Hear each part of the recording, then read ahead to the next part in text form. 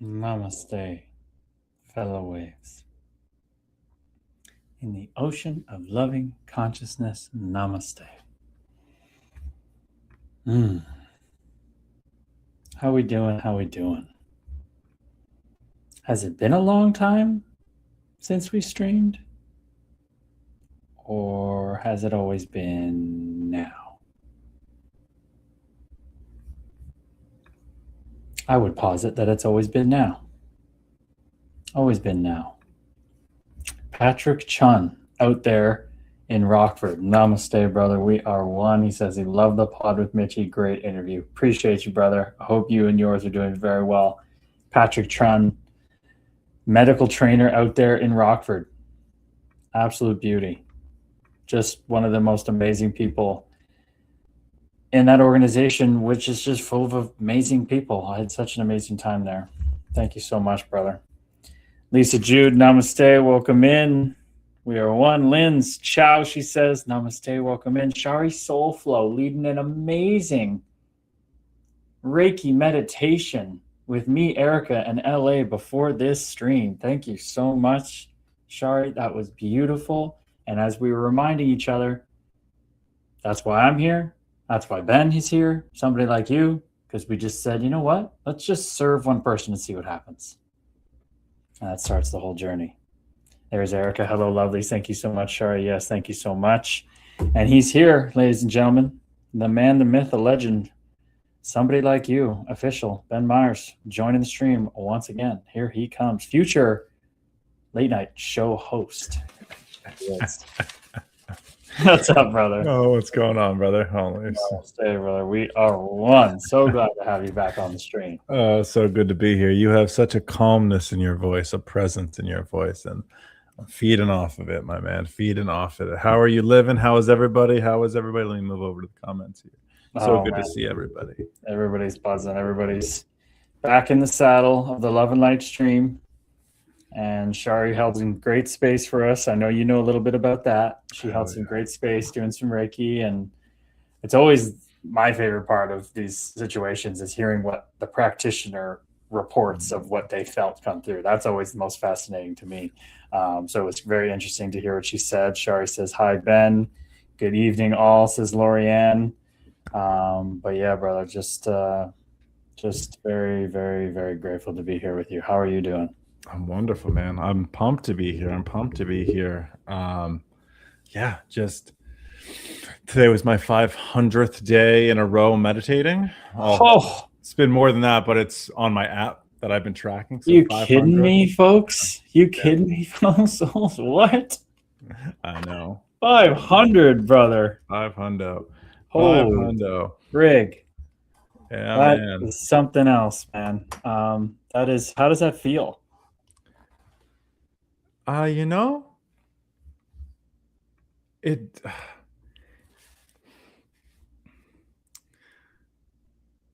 present. It's not like this overly high or wishing it was more. It's just one of those things. It's just what is.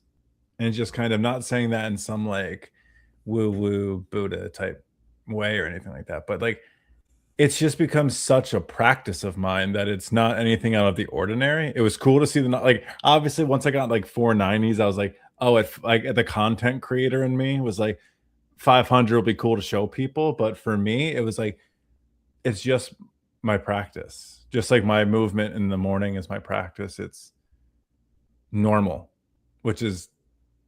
that's what I'm celebrating, is it's my normal practice, because looking at old practices, there was no conscious practice. So that's a long-winded way of saying it's pretty cool. It's pretty cool. That's so beautiful, man, because you're the one that brought to my consciousness that dude who just wanted to change his lifestyle, you know, and he'd gotten fit before, he'd been to the gym, but he could never maintain it. And he just said, you know what? I'm just going to tortoise in the hair this thing, and I ain't the hair.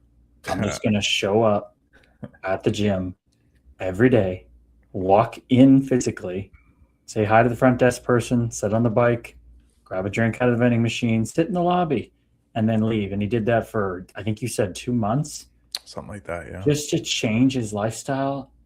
to make it a habit and not this desire that he really didn't want to do, but he wants the outcome. So, brother, that must mean a lot to you to be able to sit here and be like, it just is 500 days in. It's just become who I am.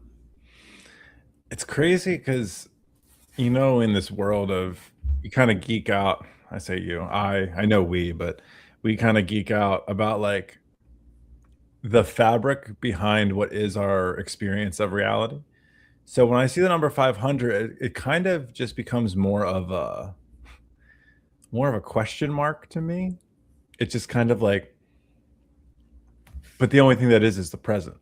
So 500 is kind of a fictional number, which it becomes a very cool, like, I don't know. Once again, the mind likes to solve and create mysteries. So it's one of those things where it just becomes it's just a representation of how many present moments I have had and experienced, because each one was just day one.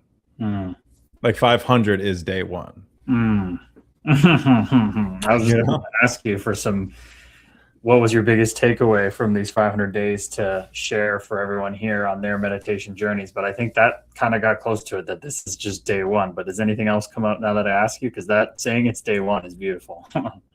I think that's it. And I thought there was going to be more before doing it. I thought there would be these more profound moments, right? These more aha moments, these more, I've made it moments. But what I've learned is it's just every day is day one. It's the problems and the struggles that were there. They're still present if you choose to give them the same amount of attention. If you choose to celebrate 500 as some ascended master, you'll find out when you go to cash in that gold, it was all fool's gold to begin with. And day one is day one every day, no matter what. How many day ones can you get in a row? And if it's not in a row, just how many day ones is it? It's just for fun. I'm just having fun, keeping score. That's so deep, dude. If fellow waves, if there's a celebrant, back to the drawing board, because the celebrant is proof of not remembering fully who you are, because who's the one celebrating?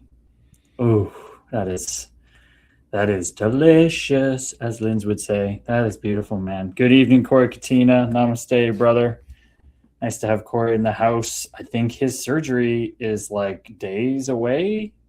Knee, right? I'm pretty sure it's like May 21st or something. It's not like 2 days. It was something in late May. I'm pretty sure he's getting his whole shoulder reconstructed. Shoulder. Sorry. Yeah. So sorry, Corey. Hopefully that's Mama Meyer's in the house. Namaste, Mama Meyer. Appreciate having you here. I hope you had a lovely weekend. I know your guys' holiday weekend's coming up next weekend, Memorial Day, but I hope you had a great weekend. My brother Satoshi Takano in the house. Namaste, brother. Welcome in. What a name. That name is cool. Satoshi Takano. We got to have him on the stream one day. You want to talk about someone who just follows the excitement in life and magic happens everywhere he goes. What a beautiful story he has. I'm very, very fortunate to have him in my circle of friends. Hello, says Mama Meyer. And Thursday is the surgery for Corey Katina. Thursday. What surgeries have you had, brother? I've had an emergency appendectomy. Oh. Yeah, that was a fun story. I've had a tongue surgery. I had like some weird growth on my tongue when I was younger, and they had to like cut it out of my tongue. Oh, wow. Wisdom teeth. They're the only ones I can think of off the top of my head, fortunately. What about yourself? Did you get surgery on your wrist? Yes, 2. I got broke it when I was 15 very badly and had 2 pins and all. I said it wasn't going to heal great. And then I had that other surgery when I got crushed onto the blade and my nerves and tendons and all that stuff. So those have been my 2 besides wisdom teeth. I think that's it. But man, a growth in your tongue, was it like a benign one? I don't really remember it. I remember it was. I picture it being it was like a blood blister. that like I would keep popping because I was a kid. Like I had to be like, I don't know, 8 is my guess. And it was just right there, and I would just pop. I would pop it, it would bleed, it would come back. Like it just kept going. And then yeah, I got surgery on it and haven't thought about it since. Did I have any other stitches? But that's not surgery, so yeah, no.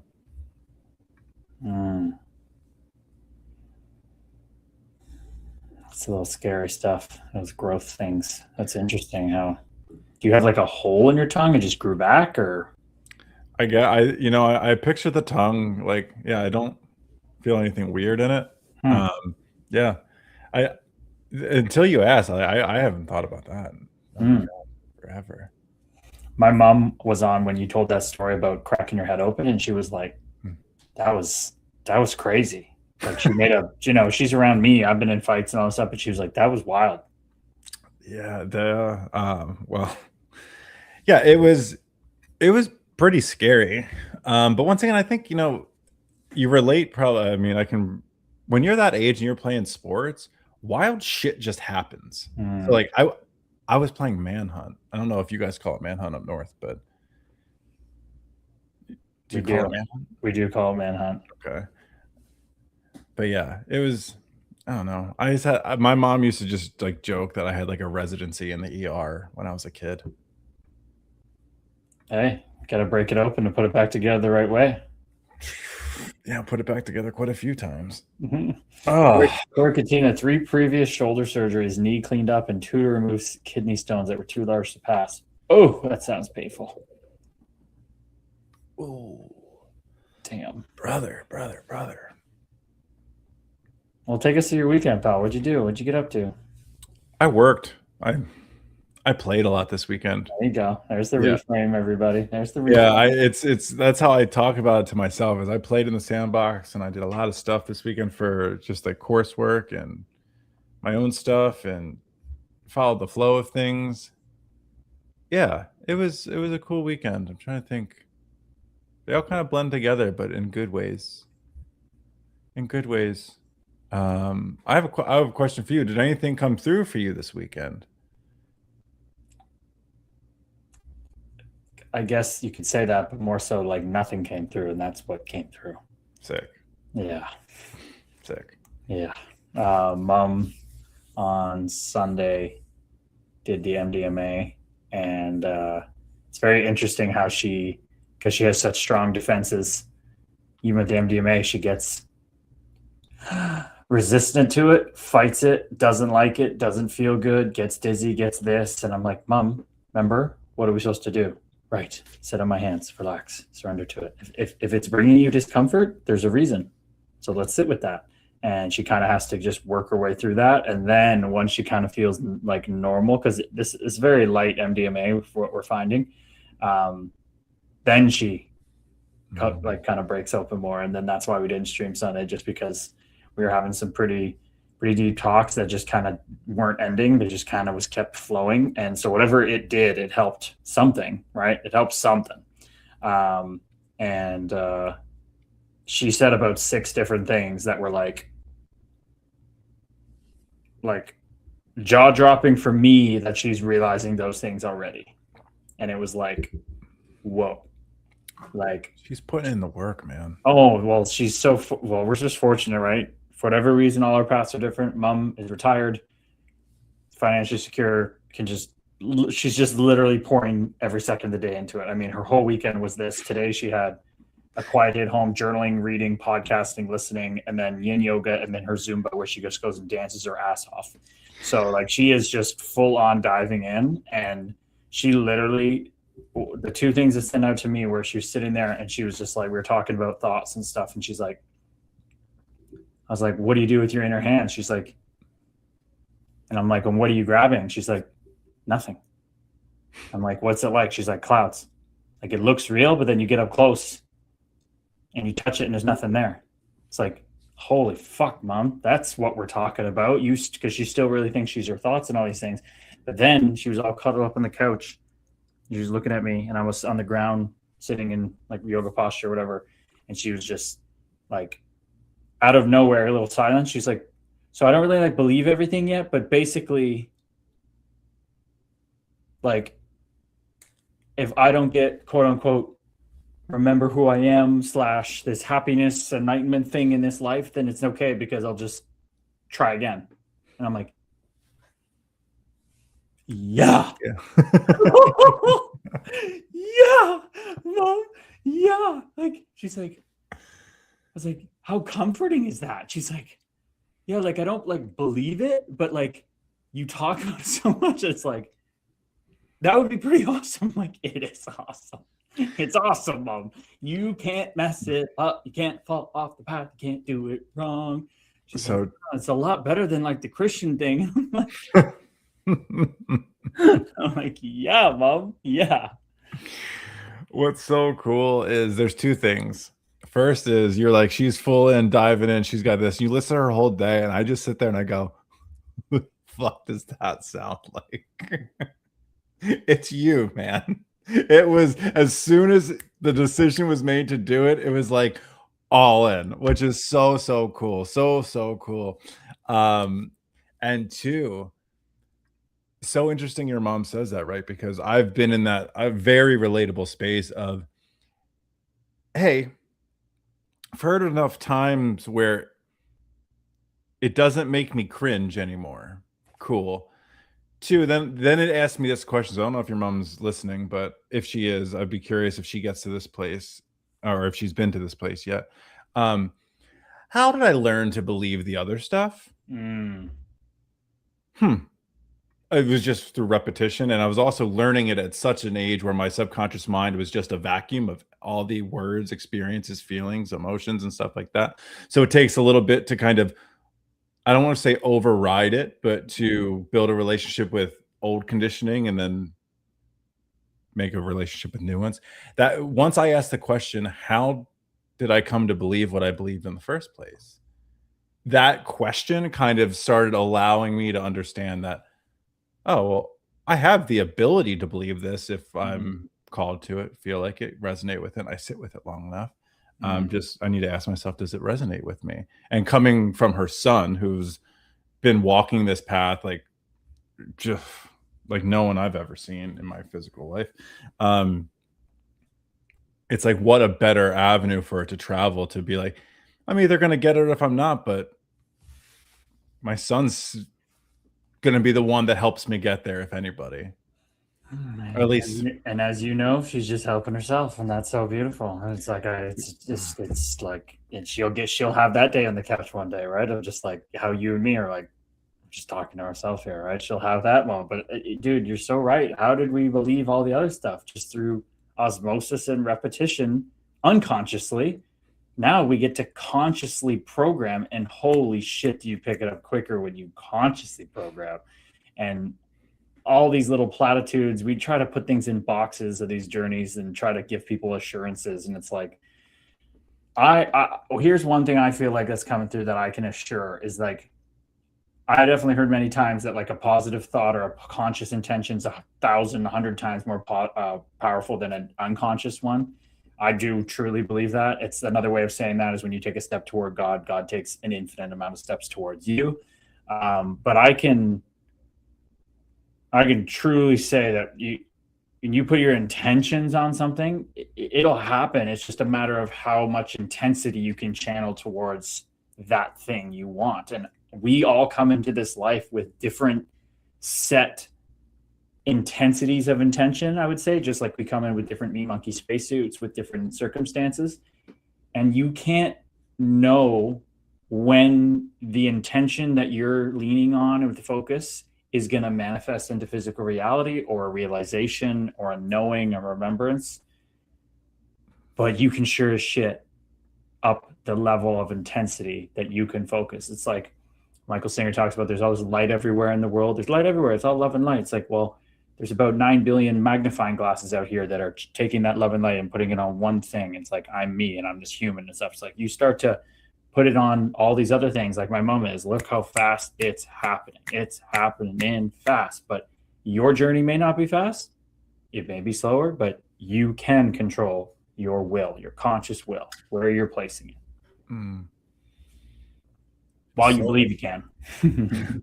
Right? There's just so many powerful nuggets in there. And it's interesting you talk about the speed of things.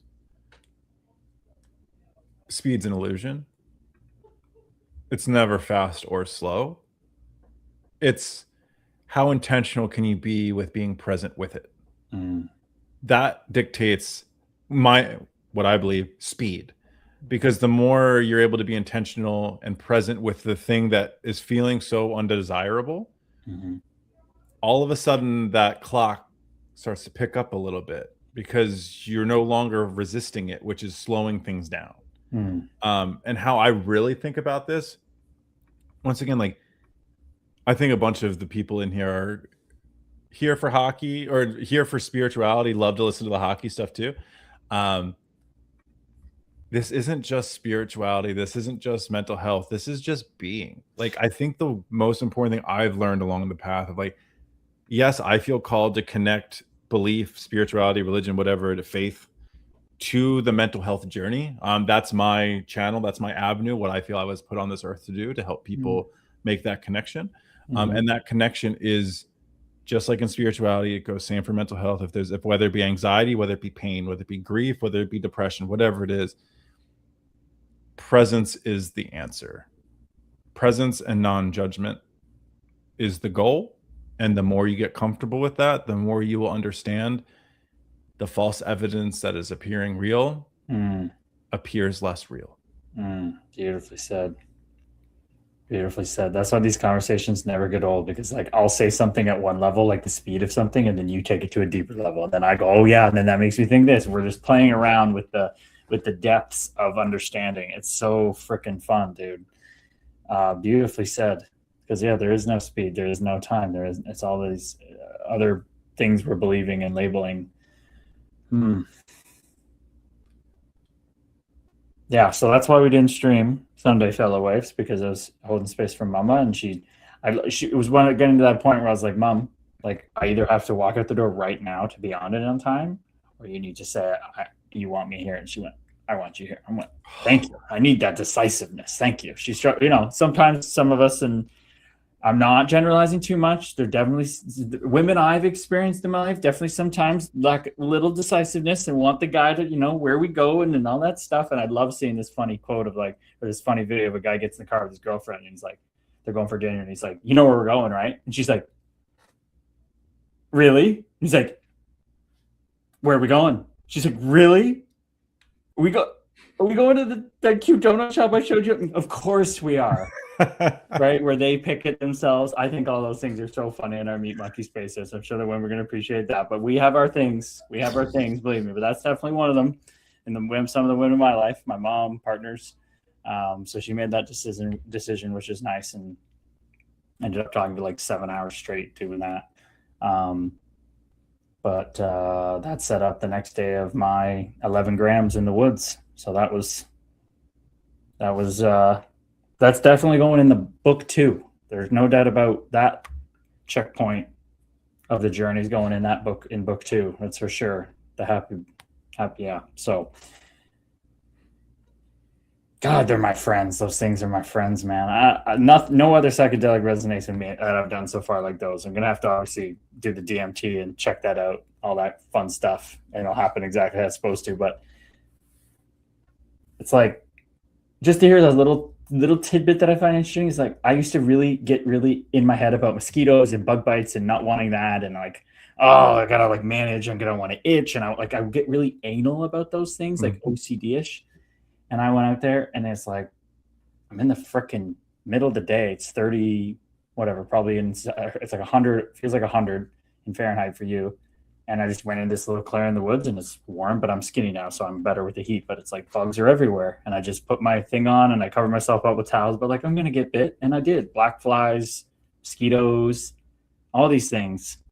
And I feel them all right now, itching and all this. But it's like, there's some level of detachment that happened from my body out there that's been deepening and deepening, that like, I just can feel all of them on my body right now, and it's okay. And that I can't really put into words how freeing that is for me, because I used to just be like itching and picking everything and plucking, and it's just like this pain or this uncomfortability, this itch is just like, it's kind of nice. And that's really weird to say. That is funny. You know what word just keeps popping up? It's attachment. That's when you're feeling all of that stuff, when you're feeling the things, whether it be the physical sensation of mosquitoes, bugs, it's the attachment to the feeling, it's the attachment to the emotion, and you feel your gears revving up, right? It sounds like you just snipped and you just watched. Yeah, it snipped a bit more, the attachment. It says in the Ashtavakra Gita, one of the texts, that somebody asked about the guru that I was in the Kriya lineage visiting. Somebody asked about that text, and one of the swamis and the guru got like pissed. They're like, "Don't talk about that. You're not ready for that." And I was like, "I'm reading that when I get home." But it literally says in it, like, basically, stop being a fool and finally cut the sword of attachment to your body, and all will be fine. So I know we've been talking about that lately, and had that word's coming up a lot lately, that like, we all try to look at ways to, like I said, put it in a box and try to understand these massive things just in a simpler way. But it kind of does all boil down to that one word. Attachment, man. I know and it's always so interesting, because whether it be on the stream or off it, one thing that pops up is kind of like, it's a mixture of things. It's reminding myself, like, you don't have it figured out, because what the words that are coming out of my mouth always feel channeled. They always feel like it's something talking through me to not talk to others, but to talk to myself included. Mm-hmm. So then I get this attachment of like, do people look at me and think I have it figured the fuck out? And then I go, you're attached to something there. Like, that's the practice of attachment to how you're perceived, all these kind of things. I just want, and that you see the dust storm, the mind storm starting up. And then I go, who gives a fuck? Like, that's like, it's kind of like taking a book from, or a page from your mom's book. Like, fuck it, who gives a shit? Like, let it go. Let things go. And you've been a massive help along that journey. Like, I think you help bring things out of me that I've said, but hearing you reflect back helps it resonate. It's like, when this is the truest way, is the way I can think of it, is I talk to you and I talk back. Yes. Which feels trippy a lot of times, but no, dude, that's so true. What you just said is the whole reason it came through to do this stream, to do Collective Memoria, is those ultra speaking calls I did.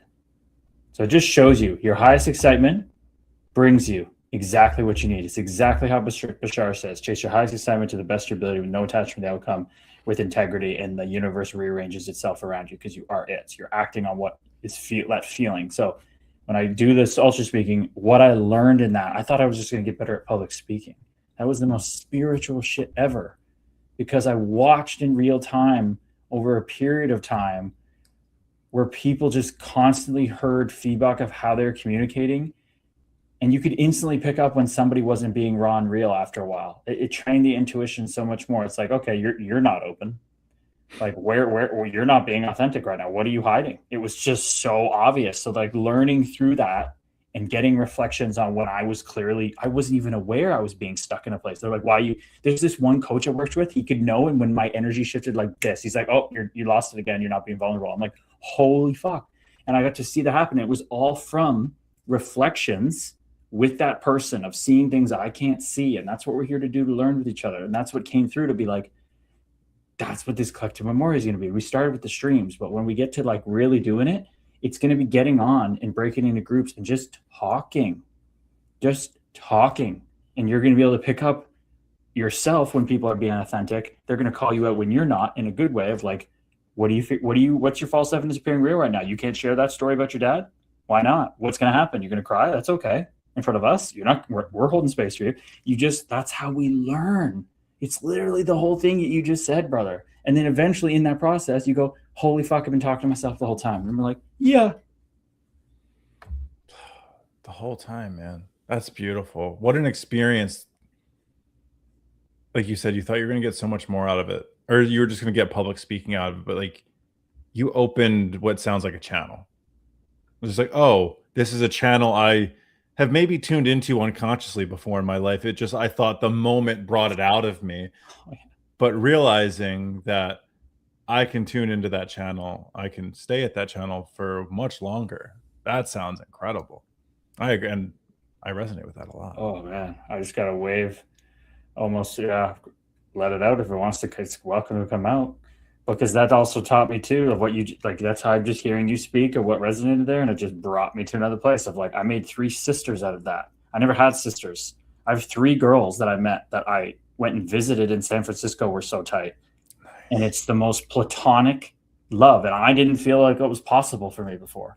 Like, and we talked about that in the women's group and stuff a little bit this week of like, I used to be that guy that did not think I could have a girlfriend. I literally thought that was impossible for me.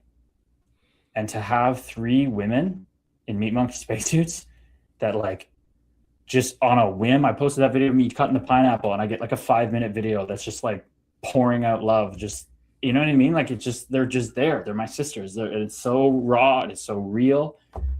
Oh man, it's beautiful. Thanks for being you, brother. Just like you just brought that up and brought it into my consciousness. You know what's cool about that? It sounds like, you know, everyone can talk about masculine and feminine energy. It sounds like you got comfortable with your feminine energy. Oh yeah. Right? So it wasn't like you had to dominate it or manipulate it or sleep with it or anything like that. It was this place of, I feel I can sit with feminine energy and be comfortable and not feel like I need to do something with it or for it or because of it. It's, I get to be with it and with no expectations and stuff like that. And I think that's a large, like, dudes who will hear the word feminine energy and start to like run, it's because they're scared of their own.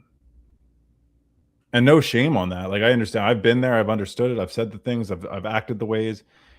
But I should say that's my belief. And my lesson has been, I've been surrounded with such beautiful platonic female friendships that has allowed it just to come through me. Wow.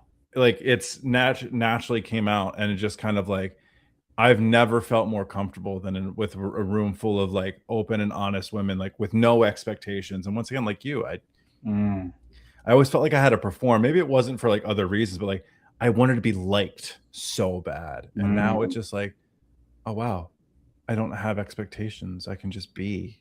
It's cool. And you have a sister, right? I do. Yeah. So did that really help with that? Or what's your journey with that of being like, what age were you like, oh, I can be in a room full of women of any age and not feel a single twinge of like having to perform or like I have to be this or be that? Like, because you definitely have that energy about you. I want to dance lightly here because my sister's not in the room. She was always like, I'm the older brother. I'm 3 years older, but she was always the older sister. Oh. And a lot of my insecurities came from a sharp tongue. A lot of things were cut deep at a young age. And I think I was embarrassed about that because I was the older brother and I felt like I was being bullied by a younger sister. And like when I say bullied, I mean in like a loving way. Like, yeah, she just had a sharp tongue. And as we've gotten older, we joke about it, and we have such an amazing relationship now. And we can like talk about things in live time. I go, hey, you're doing it, or she'll be like, hey, you're doing it, kind of stuff. So we hold each other accountable. But I didn't get the feminine energy, you know, comfortability from that relationship. That was much more of like, I kind of felt like, not that I had a brother, it just felt like there wasn't that, like, it wasn't like that with me and my sister. I could see how being a Philly brother in sports and you got a younger sister that's just cutting you to pieces, that would be a little tough on the ego. Oh yeah. And it wasn't like, I mean, she could have been brutal, but like I said, she's a nurse, and she's got this like certain switch that can go on where she commands a room, like, and wherever that came from, it was from a young age. But like, if she wasn't in the mood, if she was having something, she let me have it a little bit. But once again, that was her going through her own stuff that I Mm, had no idea about. Like we all, like no one knows what anyone's going through on a personal level. mm, And you get older, you talk about it, and those are the things that become the relationship. mhm. And like I said, me and her never had a bad relationship. We always like we were always super close, but there would just be moments like me and my sister are kind of polar opposites, but definitely from the same cloth kind of thing. So yeah, we've learned along the way with each other. Wow, look at you both serving people. Her with the meat She's a monkey rock star. spacesuit. She's a rock star, man. Like hearing about what 2020 nurses went through from my sister and the way they still are there. Like I truly believe she's a superhero. Like all nurses, all medical professionals, everybody. Like no, firsthand, I can speak like a fucking superhero. Like Mm, unbelievable superhero. mm. Yeah, I wonder how. You never know how seeing gore and death and trauma can affect people. I was watching video came up today of a guy who's running for, I think he's politician in his local place, former Marine. He's absolutely going to work his way up. He's amazing. But he just told a story about his first PTSD. And it's not always the most gory. It's not always he's like, I have way worse stories. But like the one he told of an IED and his buddy and the brains and all this stuff. And he's just like, that one it just hardened me. It just changed me. I went through tours, everything was fine, but then it got to a point where it just broke me. Like, have you had any discussions with her? I'm not looking to like go down her deep rabbit hole of like, you and me talk about it. Like, has she shared anything like that with you? Is she someone who naturally has dealt with it well? Some people are predisposed to like handling that stuff. I think I don't want to speak for her. Mm-hmm. She didn't share many stories with me. I think she talked more to my mom about it. Mm, Just because she needed a place to talk about some of the things. I don't think she talked about a tenth of the stuff she saw. mm, I think she ended up talking to a professional to kind of help, and I think it really did help. mm, Um, but whether it be military, whether it be medical professionals, whether it be nurses, police officers, just in my position of working with people, there's this compartmentalization, and some of it's healthy and some of it's not. And I believe she's at a healthy level of compartmentalization of the things she's seen. I don't think she'll give herself the credit of the things she's done. mm.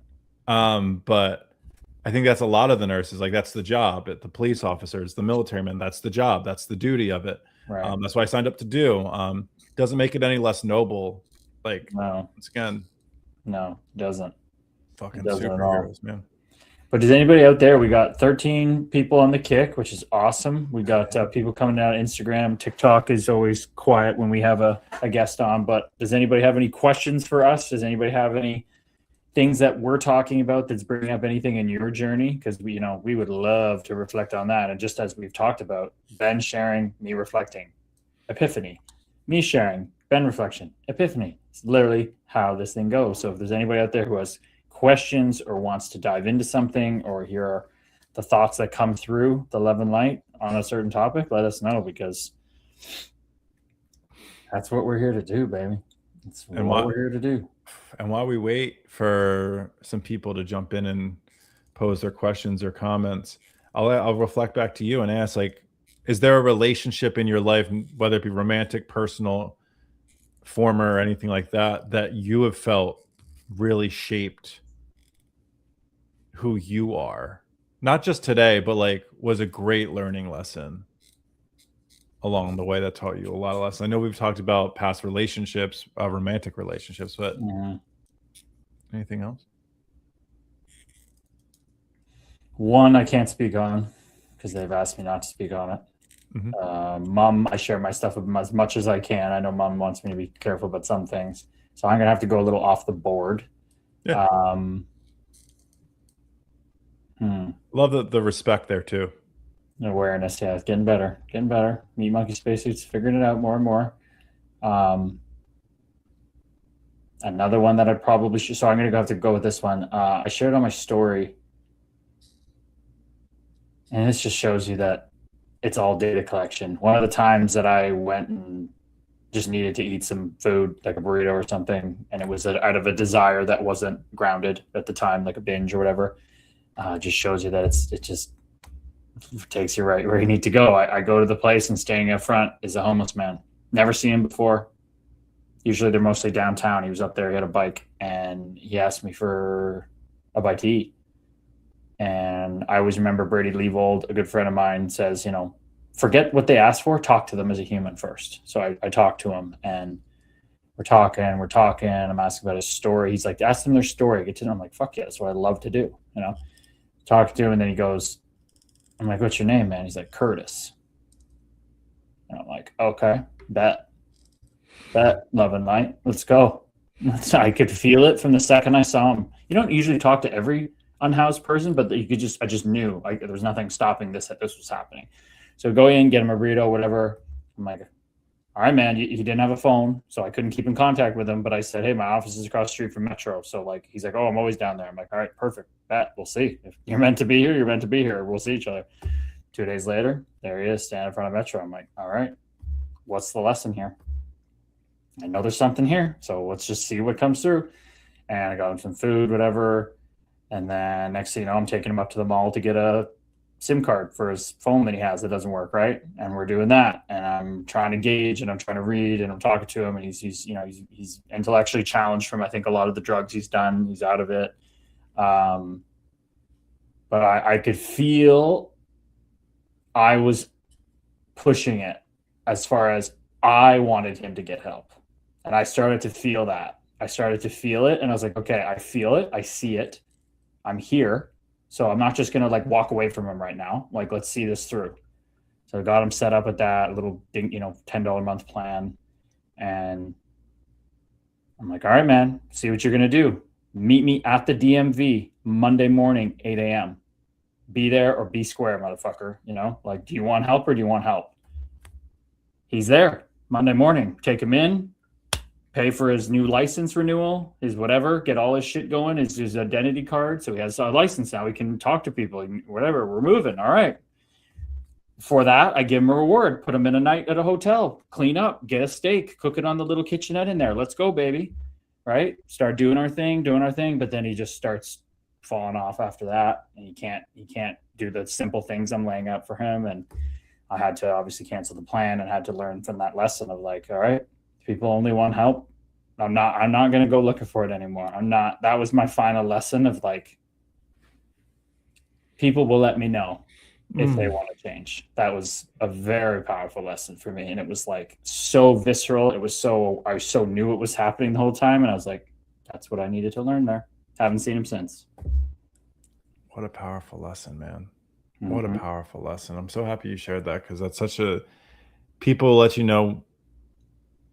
And that doesn't mean don't help people that don't ask you. It means recognize that level of when you want it more than they do. Yep. And they're not willing to kind of do the things anymore. And that's when you can't learn the lessons for them or force them to learn the lessons. I think that's a really powerful lesson. Yeah, man. I saw Sherry pop something in here. Yes, she got a big share. So how do you take a rip at it? All right. Wondering if anyone has any input on how to support my 22-year-old nephew going into the reserves. Wow. I'm concerned, even though he isn't going directly to war. He is such a kind soul, and even just boot camp can be hard, I have heard. He wants to be a fireman and figured quickest way in. I just want to be supportive. How he would need as a man. He is also my buddy for hockey games, just a cool kid. What's your thoughts? My mind immediately goes to Michael Singer. When people ask him how to raise a kid or support someone, he goes, why the hell do you think you're raising them? God's raising them. The universe is raising them. You can just be there to support. So I'm not saying that in a negative way. It's just that's where my mind goes of people ask, Michael Singer, you have a daughter? And he's like, yeah. They're like, is she levitating by now? And he's like, she has a family home with her husband and 3 kids. She's like 20 minutes away. Why would she be levitating? Well, you're Michael Singer. He's like, well, that's just your projection. Why? I didn't force her into anything. One day I woke up and I was meditating and she was on the cushion next to me and she was 7. I was like, well, that's cute. She didn't continue, but that's the only thing I could do is model it. So for me, it always starts with ourselves. But you know, that feel to, it's like what I just said of me trying to help the homeless person, right? It's kind of the same thing. What So about with you? that, For you? I'm in alignment, and I think a really important word that Shari said was, how do we support? How can I support him? Absolutely. Right? And I think that is really in alignment with what you're saying. It's Mm-hmm. not how do I raise you? How do I convince you? How do I do this? How can I support him as a man Mm-hmm. going through this? And I think what comes through for me is a great way is ask him. Mm. Hey, what are ways you really like to be supported? I know you hear a lot of these things. How can I be an open channel for you to communicate to? Is that something you want? What does that Mm. look like? That's the building of, it's not often the words that are exchanged back and forth. It's the actions of showing up that allow people to know you're a safe place to jump in with. Mm. I think the answer is often so much more simple than we make it. Not saying this is the question is so much simpler. It's have that I think the answer's in the conversation, and I wish sometimes people would be like, "Hey, how can I support you Yeah, I in mean, this?" this is a great point out by you. Like, I think you've already done it by even asking this question, Shari. Yeah, I agree. You've literally already done it. The fact that you chose the word supportive and wow, like he like just Ben, like Ben, well, Ben's a bit, well, aren't we all? Aren't we all? But Ben, you love being considered with your Meat Monkey Spacesuits past patterns. So for you, what would that feel like? You know, you're trying to find your way in this world as a young man in 2026. You're like, how do I be a firefighter? It's a competitive job. You know what? I can go in the reserves, get paid for it. It'll be quicker path. And you have an aunt that comes to you and like, hey, like, how can I support you in this? What would that mean to you? It'd mean a lot to me, because it would give me the most powerful gift, I think, out of everything is to understand this is so much more. You're giving me the gift beyond just support through military and all of the things of becoming a firefighter. You're helping me reflect on how I like to be shown up for. Mm, And that will come true with whether it be family relationships, romantic relationships, platonic relationships. Um, because I think for the longest time, I have such a wonderful mother who knows how to show up for me, but I was never asked how to be shown up for. Like I was mm, just, oh, that's how I like being shown up for. But if you were to ask me to reflect on it, I'd be like, oh, I don't know. mm, I have to do that. I have to be able to tell people and communicate that. So I think giving him the opportunity to reflect on what does support look like for me mm, through this, and it's allowed to change. I'm allowed to be like, hey, I don't fucking know what's going on, man. I need a little bit of help without you telling me what to do. That mm, would be the biggest thing for me. mm. Yeah, because it's even okay if he doesn't even have an idea. He's just trying to get through the day right now. And it's like, perfect. Now he knows I'm here. I'm a resource. I think he would have to think about it. Yeah. And that would be just a great prompt for him to even consider that, you know, and to start a conversation between you two of like, oh, like I go to games with Aunt Shari. She's my hockey buddy and she's such a cool aunt, but like I've never really been into her like Reiki or this and that. I'm just posing an example here, Shari. I don't know for sure.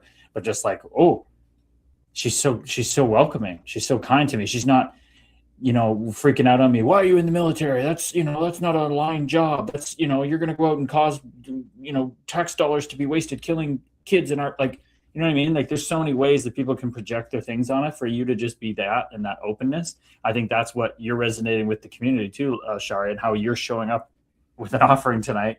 So engaged in the community, so engaged in the streams, just plugged in. That shows everything. That just the presence is the greatest gift we can have. You're so present on the streams. You're clearly present in your life. You are just bursting with love and light, Shari. Mm, you're right. He is a good listener for me.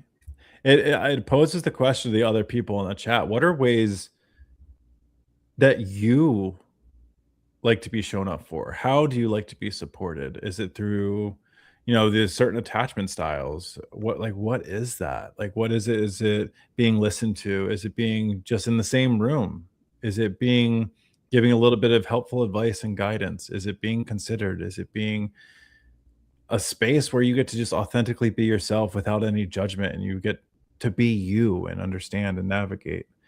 I'm curious because, like I said, not a lot of us get that chance of a reflection because that's a really, I don't want to say difficult, but that's a very in depth question that not a Mm-hmm. lot of us explore. So, You know what I'm gonna do here. I'm gonna mirror it back to you. I'm gonna be like, what are some ways that Gabe's likes to be shown up for in his 3D monkey, space monkey meat suit? Man, I'll tell you, this is vulnerable. This was before you asked me this. It was already coming through. It came through today, brother. You're setting the bar so high that it's becoming a beautiful challenge, because dealing with you, working with you, playing with you, knowing you, like it's then having to go back and do that with other folks, it's jarring for my ego. And it's fucking beautiful, because it's like, this is how it works, people. You're like, oh, the ego wants to just, why don't you just work with someone, play with someone that just has done the work on themselves and they're just so easy to do. And then look who pops the fuck up. Ben Myers. And in the meat monkey spacesuit terms, I'm speaking from duality here for all of us here. It's like, I don't really believe that, but it's like, puts other people to shame because he's put so much work in. And it's just the truth. My ego is doing backflips in other ways, because it's just like, how can that be so different than that? And I'm like, that's me sitting behind it all. It's the mushrooms. It's all the work of just like, oh, that's beautiful. Like, bring it on up. Bring it on up, other folks. Please show me the difference of what working with someone like that can be to that. And then it's just squeezing. It's like the Wayne Dyer thing. When you squeeze an orange, what comes out? Orange juice. When you squeeze you, what comes out? Hate, disgust, judgment, comparison. It's like, I see that happening. I see those things coming by. I know that's the meat monkey space who's trying to keep me safe, trying to like, oh, Ben's great. I got to find more people to work with like him. They're not those people. So the long-winded answer is, I don't have an answer, because me having an attachment to how I need to be shown up for is only me attaching to something that's going to bar me from making the realizations I need to make. So just people just being them is enough for me, because it's weeding out every place where there's still blockages in me. I mean, for one, I want to say thank you. That is very, very kind of you. And I have a funny story to tell you that literally happened today about you. I was on the phone with my partner, and this is going to make sense. I'm not deflecting this. I'm not deflecting this. I promise. That's a great check-in. I love that from you. I'm not deflecting this. And I was talking about how excited I am for our project, and for our course, and for our community, and all of that stuff. And she goes, well, what are you working on right now? And I said, oh, I'm just finishing up the evaluations of the final module. I'm really, really excited about it. She goes, oh, what's it about? And I'm telling her. And I go, honestly, I think it's the most impactful thing we have. And she goes, oh, that's so incredible that you guys did this. And I go, I have to be really transparent here. I go, Gabe's asked me, brother, do you mind if I take a crack at this on my own? And I was like, because he was so nice, and he was like, brother, I feel like I've been learning from you and just the way you're showing up and doing this, and I just want to see what I got. And I was like, yeah, man, absolutely. And I said, Cass, he came back with the first 2 days, and it was completely different how I would have done it. It was so much better than any avenue I was going to go down. And he goes, well, do you want to work on it? And I go, finish it. I was like, I said, like, I was like this, a little bit of ego of like, I want to see where you go with this. Like, there's no way. Right. And I said, Cass, listen to this day. And I read the entire, I can't remember which day it was. And I go, I'm so proud of him. Like, this is incredible. Like, it's beyond the work I could have done by myself on this. And I go, but I'm going to acknowledge my ego is going to come out. And I go, I hate that my favorite module is one that I didn't do anything on. and it was so fun. She goes, oh, well, why don't you read me one from one of your modules? And I go, well, we worked on all the other ones together and stuff. But I wanted to say that to you, because you too also are like bringing that out of me. And that was such an opportunity to be like, hey, this isn't just my arena. Like, this is like what it was like. I'm so happy that emotion is popping up, because if I can be vulnerable with you, yeah, I've seen the way you've shown up shown up for a lot of people in this community. I've seen you have people on here, and the way you handled some crisis moments and all of those things, Mm. and you made me feel insecure. I go, oh my God, I've been doing this for years, and I watch him and I go, that's that you make me like doubt myself, not in the ways of like the self-confidence, but I go, holy shit. But to your point, I go, I fucking love that. It's a little bit of that competitive, like healthy competitive of like, Yes. bring that out of me, dude. Like, Yes. yeah, let's fucking ride. And just to before we go to the comments, the same thing back to you, because the conditioning camp's kind of your baby. And I was like, damn, he's coming in hot. I learned through a couple of things where I made the module the first couple of days, and you're like, wait a second, we got to step back and like ask them how they feel first. I'm like, right. We don't need to just like sit. Yeah, go down the ladder, sit with them. That's what I took to that one. So it informs, and this is the dance. This is the play. When two people have formed that bond, that connection, that love, man. Oh fuck, it's just beautiful, man. It's so beautiful. Oh, dude, brother. Wow. Okay. People are gonna be like, all right, get a room. Here we go. Shari, she says, I can tell he's proud of himself so far. I've just told him I'm proud of him and really holding back my feelings and tears because I know he doesn't need that. That's it right there, Shari. That's it. And I always use the same example for my mom when she asks me certain things. I'm like, what did I say? What's the Michael Singer weed story? Michael Singer says, your son has weed in his locker and it gets found out and the principal calls you. Do you run down there and go, oh my God, we need to fix this before people in the neighborhood find out we're druggies and we're bad parents? It's like, that's your ego thinking about you. Why don't you just show up for your son who's clearly going through something? Maybe he held it for somebody. I don't know. Maybe he's doing a great thing. Like Ross the boss going after that kid when it's a great thing overall, but we can work with it, right? So that's beautiful, Shari, that you're recognizing your stuff that was coming up and you're not letting that project out of you. That's fucking, that is the support right there. Hell Beautiful. Yeah. Hell yeah. Go ahead on this one. We got Erica.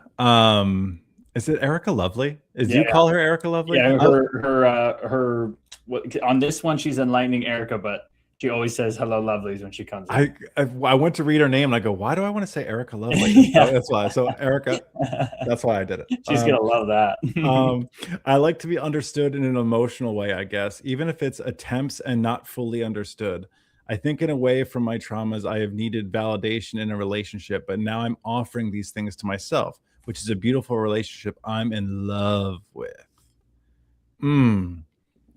You know what I hear a lot of right there? You've learned to be considerate of yourself. And all of the other things, like it's like I'm an like you like to be shown up for emotionally, even if it's just somebody trying, like you're being thought of, like you're on someone's mind of like, I don't know what the fuck to do right now, but I just want you to know I'm thinking of you and I'm trying. And like all you want to be is considered and thought of and felt for. And now what you're doing is you're learning how to do that for yourself. You're seeing that, and life is just a mirror, my friend. I'm sure that whether it be, you know, this community showing up and showing you that as well, because I know you give that to us, you give that to others in the community. I love it.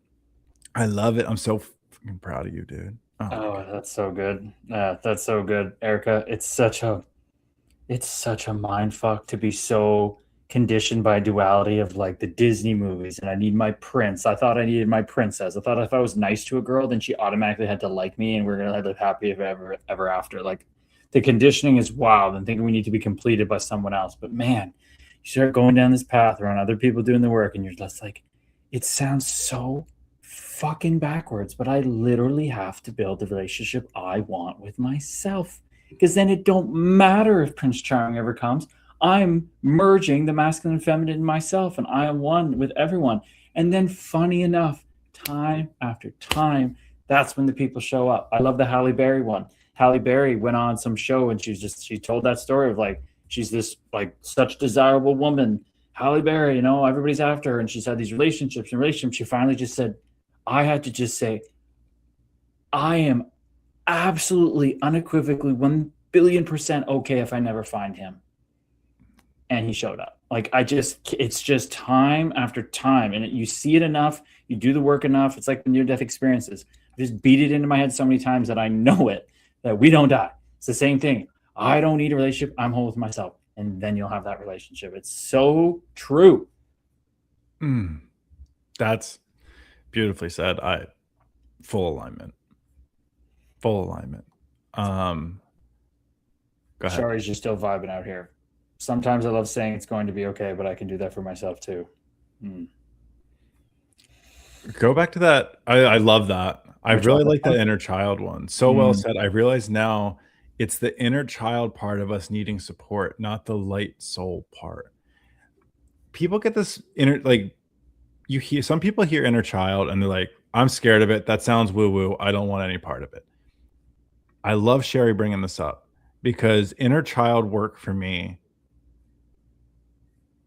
realizing that there's this child inside of me that has been not only gonna say screaming, but just waiting for me to be like, hey, dude, like, I remember you. I remember us. I remember the things we love, we wanted, we were aspiring to become, and all of these things. Like, I think of it as this: he's sitting in a dark room, and I finally found the door and I open it. And as the light opens up, the first thing that popped into my mind was, he's going to be so mad at me.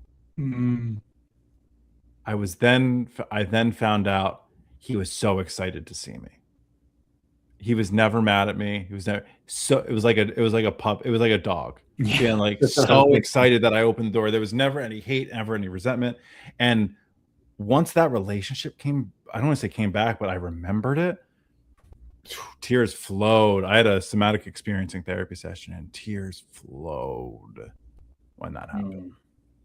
So I'm glad you brought it up because that released a core memory in me along my healing journey.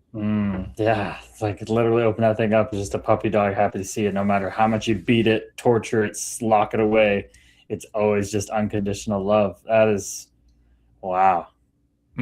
That's nice. And there's so many things, like there's movies with that now. Moana, I think it was, or whatever. Like this big monster, fire monster, and she just walks up to it and touches it and hugs it. And it's like, yeah, you got to hug this burning thing, and then it just morphed into this big green Mother Earth thing. It's just like, it's all around us. It just takes the eyes to see it and to resonate with people doing the work, because you can so easy to miss. It's so Meat Monkey Spacesuit, so strong, pulling us into our habitual patterns. Erica says, I was thinking of that the other day with Disney stuff. There's a substack of women hating them because of that, but then I saw how it's how I think it's frozen. It goes back to the mother, and I resonate with that a lot. The article. Yeah, there's people that definitely put their identity around Disney movies screwed us. This is why we have problems. Like, yeah, I've been there on my own thing. There's MAGA Republicans are why the world's wrong. This and that. We attach to these things. Those women are wounded by that, and they haven't opened that door of their little inner princess that wants to find Prince Charming over anything. Stories are powerful. The most powerful, the most recognizable book is all stories. Right? And that, I should say the most recognizable book, not the most powerful, because I think there's plenty. Sherzy, welcome in, my friend. Kid. Yeah, all stories. And you hear about Disney, you hear about all this stuff. Well, what story are we telling ourselves? That's the greatest story of them all. Cheers. I was waiting for you to come in, man. You missed some of the psychedelic talk a little bit. I know you're just going to say I rode the tiger, but brother, there ain't no tiger to ride anymore, brother. 11 grams in the woods. There's no tiger. There's no tiger. There's nothing hiding out there. You don't have to ride shit. Brother, that's... I'm thinking now, like, I mean, I thought this before, but like, I'm definitely experiencing the whole, like, it's literally like moving up levels of hockey for me. Like you go up, you get a little taste, and like, okay, got to go hit the training room, got to get that better at that, got to get better at that. Okay, let's go up another level and do the shrooms at that level. Oh, okay, yep. Now we're gonna do that. Now we're gonna do that. And it just keeps. It's just like training ground. It's fucking amazing. The tiger will eventually get you when you least expect it. Hey, it got me my third one, brother. It did get me when I least expected on my third trip to Guatemala. It fucking got me then. But it was a silent tiger. That was what's scary about it. Wasn't growling. There wasn't even... Anyway, gets fucking deep. But yeah, I was just thinking about you, Shares, because I know you're going to love that shit. You know what's interesting? I had a really interesting conversation with somebody out in Colorado. Because, like I said, I've never done it with the intention of sitting with that, which I think would change my perspective. But I raised a question to him that made me think. I go, I don't know if that's my avenue to connection. Like I said, I've done it, right? But I have this feeling, this perspective, these experiences, and this whatever. I'm not saying I don't think I need it. I think it will present itself when the medicine is ready to present itself, and I feel like I'm ready to experience. But up until this point, it's been very interesting. My journey has been revealing itself without that, and I would love. I think that's going to be like not in my mind. It's like the final integration of it. Will be it all's up here. It feels right. It sounds right. Comes out right, and I get a touch of it compared to what it actually is. Right? Like I it makes sense on paper. I feel like a good team assembled on paper, and then I get like sparks of it, sparks of greatness, and I feel like when that time comes of that integration part, it's going to be a clearing of the highway, and that's what I think will be the moment that when I'm ready to do that and sit down. I've definitely seen that. My mom's experience, especially 5 grams of a strongest strain or whatever, strongest strain, and just she does hide things, I think. And with like I think she, it's always that ego, like, oh, it didn't affect me much. I did that too. But I think it just I've seen now enough people go through it in such different ways that it's so clear that absolutely nothing on this journey is a catch-all. Nothing. Nothing. I mean, I don't know if this is my meat monkey spacesuit saying it, but no, I have to. This one has to be. It doesn't matter how you get there, though.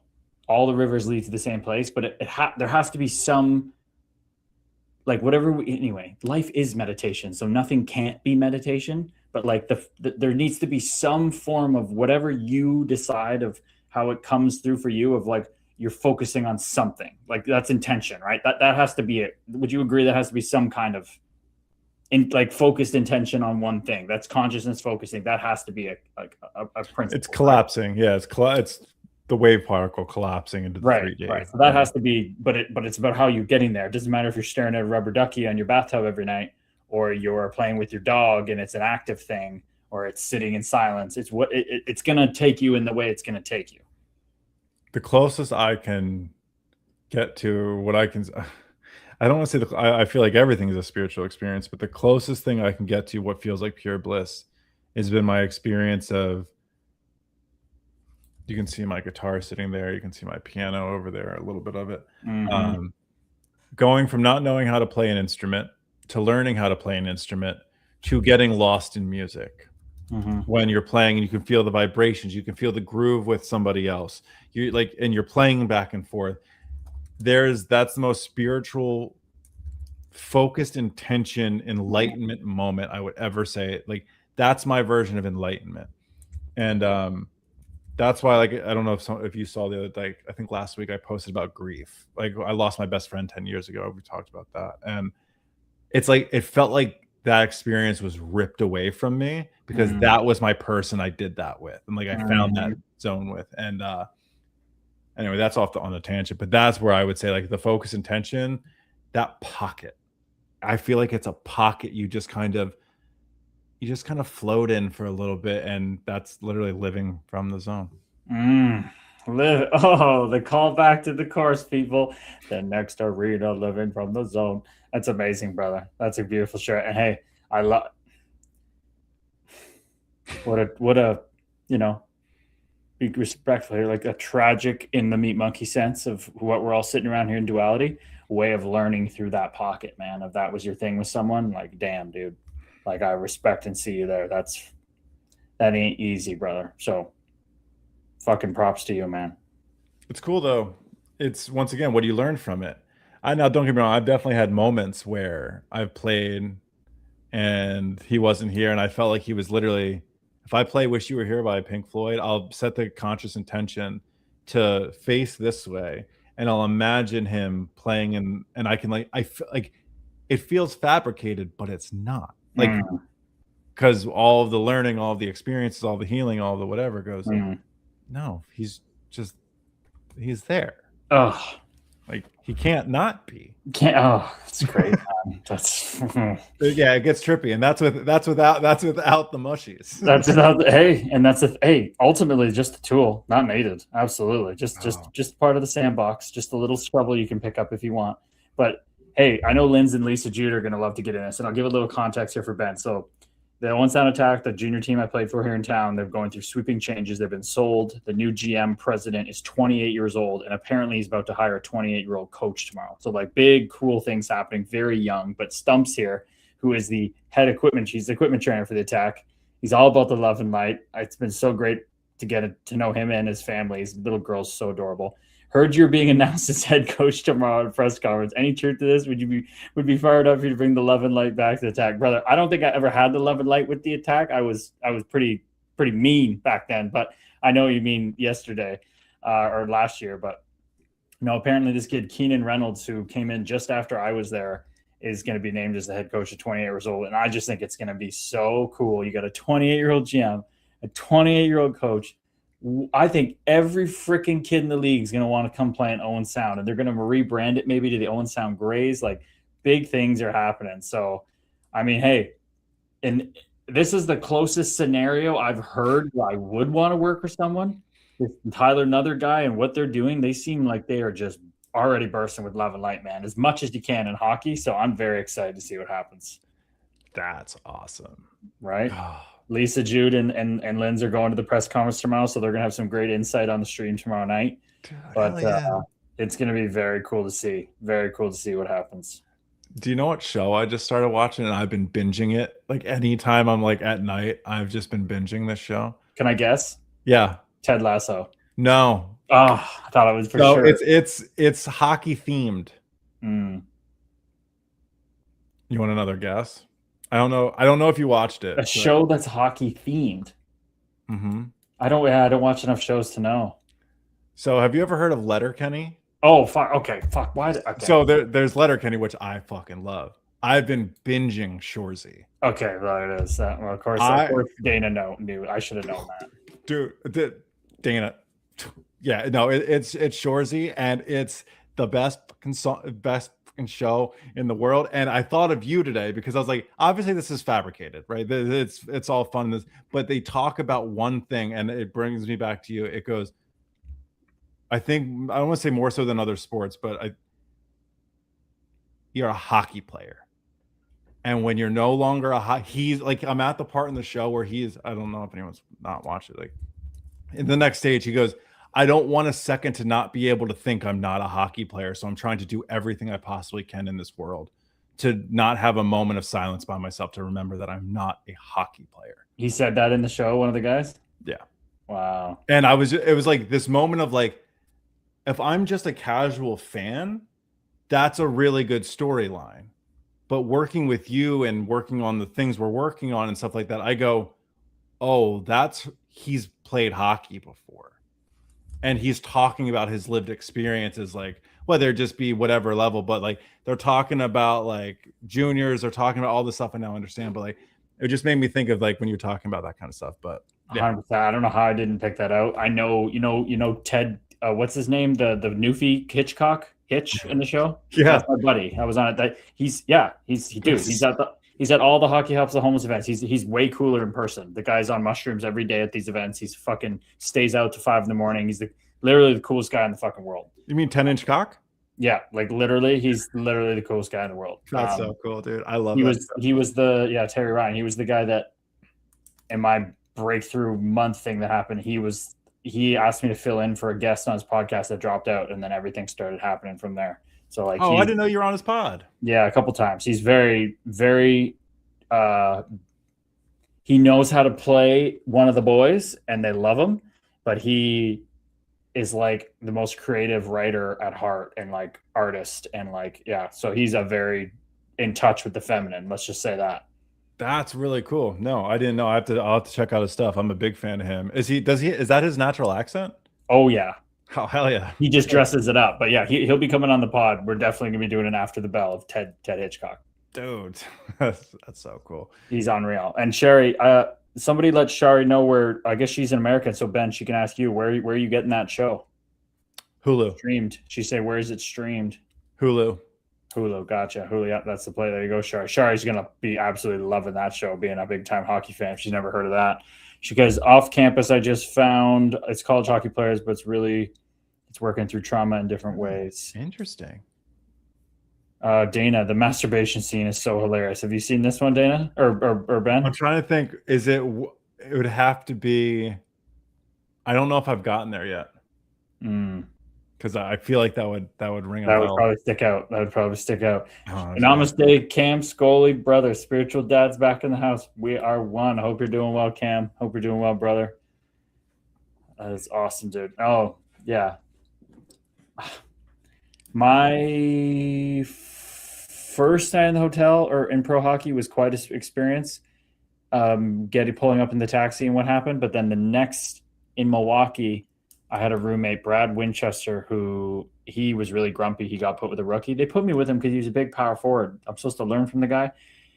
He had really big issues with sleep, I guess, and staying asleep. So he had like a noisemaker. He had headphones. He had like the whole get up. And I'm like, wow, this guy's like intense. I love it. But apparently, I've been told I'll snore here and there if I get in a bad position. But apparently, I snored like a whale. I woke up and the guy was gone. In the middle of the night, he packed up his shit and left and got his own room. That was my second night in pro. So that was quite jarring. I was like, wow, I'm a fucking asshole. Or I don't know. I think it was ridiculous. But I get a new roommate and they put me with, I guess they tried one vet. They put me with another vet. And I come back to the room. And I guess this guy's used to have his own room too. You know how it's two beds, right? So you come in and my bed was the far bed. So I can't see right around the right-hand corner. He's like literally set up a jerk-off station, like the perfect setup, like pillows under each arm, pillows under his knees, laptop on a pillow. He's got the tissue or the toilet paper. He's got the lube. He's whatever. He's just like ready to go to town. And I walked in. I was like, wow. I just turned around and walked out. It's like, wow, man, that's pretty crazy. Big gulps, eh? See you later. Holy shit, man. Like, just very interesting experiences with veteran teammates. So that's what that thing, Dana laughing at that, made me think of that.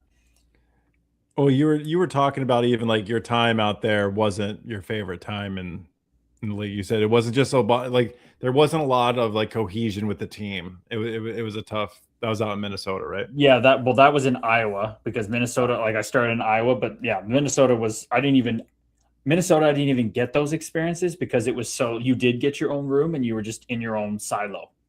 Like Gotcha. There was no like roomies. So I got like, it was the exact opposite. Instead of it being like crazy dudes in Iowa in the American League, it was just like nobody paid attention to you up there.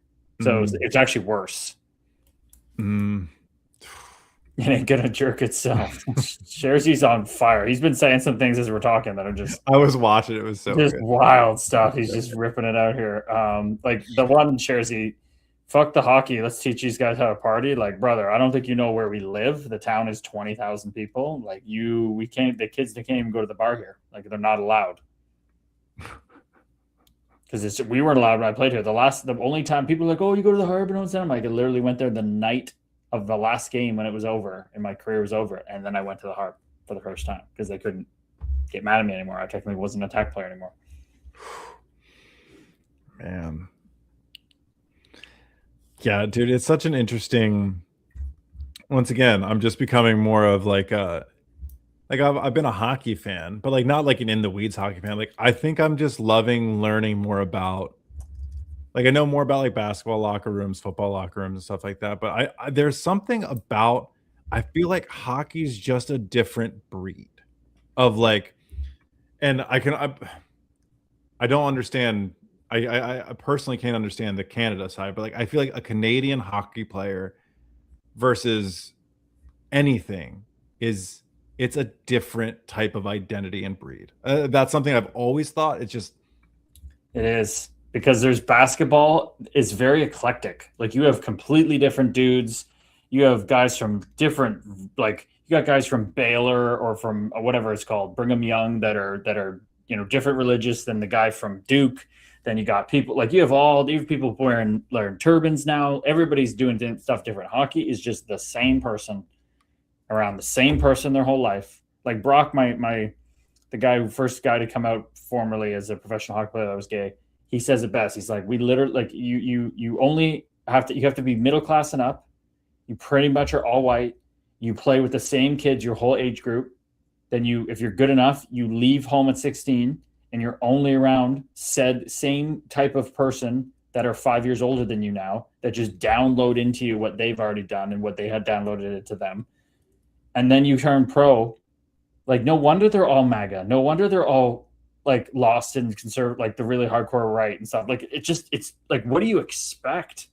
Like, it's just slap me silly, whatever that term is. Like, this is what they are. Like, you can't fault them. Yeah. And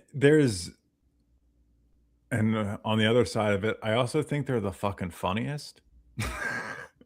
I think the way hockey players talk, the way they chirp, I think it's the most creative trash talk I've ever heard, and it's like the most amusing. It's calling people pigeons cracks me up. I find chirping in the NHL or in the league or in hockey in general, just once again, I'm on a shores of kick, so I'm just listening to like the most intentional written funny chirps of all time. But like I've seen Claude Giroux chirp in JVR. I've seen we have Connect Me. That's all he does is chirp. Like, I love the way hockey players talk. I'm kind of obsessed with it, and I'm fighting really, really hard not to be a mask and just start talking that way because like I don't have the background to do it. But like it's like learning an accent. It's so catchy.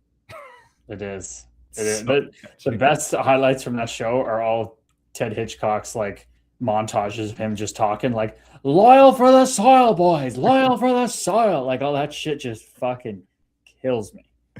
Dude, it's so good. It's so good. Oh, I'm glad I could get that off my chest. It's been eating me. I have look at Lisa Lynn says here, like here in Owen Sound, our players are hoisted onto a pedestal, which probably worsens the ego, and everyone knows you, and there's a different set of rules for you. Such an interesting dynamic. I have a chapter in my book called Fighting on Two Fronts because it's trying to figure out life at the rink and trying to figure out life at school in this new place and in the community, because I'm just like, what is happening here? Like, I just went from Curdy, the nice tall kid who plays ultimate frisbee and likes hockey and basketball at high school. Now I'm moving away and I'm dropped into this freaking small CHL market, and I'm at school. And I write in the book, it's like there's just only two types of people at school, and I figured this out on day one. There's either you fucking love me and the attack and you revere the shit out of us, or you fucking hate us. And it didn't matter if you were a teacher, a girl, a guy, a lunch lady. It didn't matter who it was. I could tell instantly when I met someone which one and which bucket they fell in.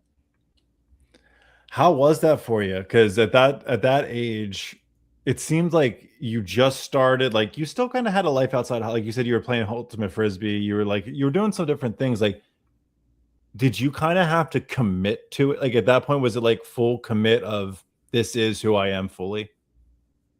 Yeah, like the first year I didn't play because the team was the best team in the league. I dressed 40 games, barely played. I didn't party once with the guys. I just went home, put my head down, got my schoolwork done, did the extra work at the rink. I just was not wayfared into. Like Gabe's like, if we chirp you, it's because we like you. You don't have to come and get blasted. Just come have a beer. Like nobody was the big arm brother around me. So I just isolated myself. So it wasn't until the second year when I started to feel like I had a footing, and then the indoctrination really kicked into the next level. The first year was just sit back and watch, and like, I don't want to be one of these guys, but I have to be one of these guys. And I'm like, yeah, I'm going to be one of these guys. And then I just forgot that I was even a guy and I was just a hockey player. Mm. It sounds like your first year was kind of like data collection. Yes. And then it was, I got the data I need. I now know and have organized how I want to show up. And this is my role. This is what I will do. This is how I will go about it. Yep. And after first exhibition game of year 3, fully data collected, ready to rock and roll. Yeah, man. Yeah. Like, I am not implying hockey players are not tough. I believe the modern player is not the same intensity, same level of laying it on the line. I hate to say they know they are a corporation that needs to protect their best assets, which is themselves. I don't see a lie there. No. I think that's coming from a lot of sports too. It's realizing like, oh, we're the product. You need us, and also I need me if I want to. Like, there's so much stupid money being out in all these sports now. Like, it's almost like for the love of the game, definitely kind of took a couple hits. I feel like, and it shows in a lot of the product put on television. Mm-hmm. The consumer's not dumb. We know, right? It's just kind of like, now you get a lot of people that are the recliner experts that go, "Oh, he's making all this money. He should be doing this." It's like, no, it's also, I'm like, I get it too. Like, I don't know.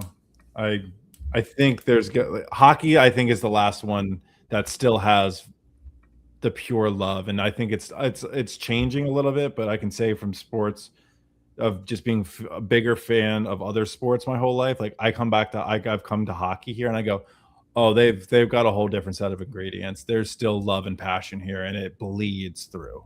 It's just it just is, and that's why Gary Vaynerchuk says there's nothing more exciting than a live event than a hockey game. He's like, I don't know why they're dropping the ball and branding it so much and all stuff. Also, there's just limitations that it's an expensive sport. It's not for the masses like basketball, football, and everything where you just play and So there are limitations to it, but yeah, I couldn't agree more. Like when PK Subban went viral last year, he's former player, talks on TV now, does a great job, very entertaining. But he was just speaking to how it is different. And he's a black guy. So he's speaking about basketball culture and everything and comparing. And he's just like, I'm sorry, but like guys just don't go hard. Like there's LeBron that goes hard. Yeah. But then all you guys hate him because he's so good and the flopping else stuff. I think the NBA now has Victor Wembanyama and Shai Gilgeous-Alexander, who are like not American guys. They're like raised in France or Canada, and they're just, I don't know, they're just go hard. Like Wembanyama's diving over the floor. He's going to the monastery for Buddhism in the summer to train and get his mind right. Like he's outside the box. I think traditionally the NBA and baseball has always been this like I'm cool and just like I am my own corporation, I'm my own brand, and all that stuff. Hockey still has that like, yeah, I make $750K and I'll go through the wall harder than the guy who's making 100 million. And what with hockey, it just, I think the higher ups got in the way of a lot of the other sports. They let ratings really affect the way they officiate things, the way they schedule things, the way they do all the stuff. Like basketball, they wanted higher scoring, they wanted higher offense because if they felt like it was a better product, people wanted to watch it. Mm-hmm. I understand the evolution of a game.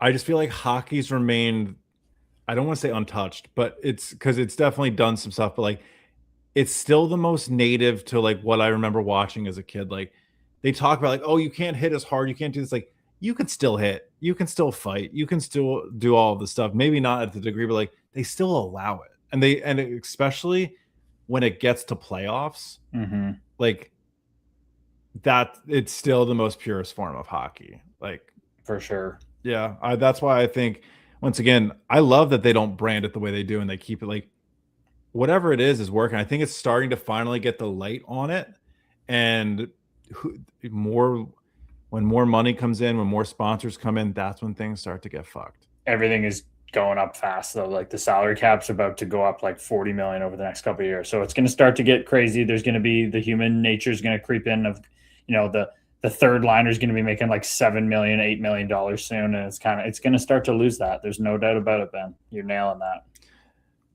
Yeah. It's like a Because Dana then thing.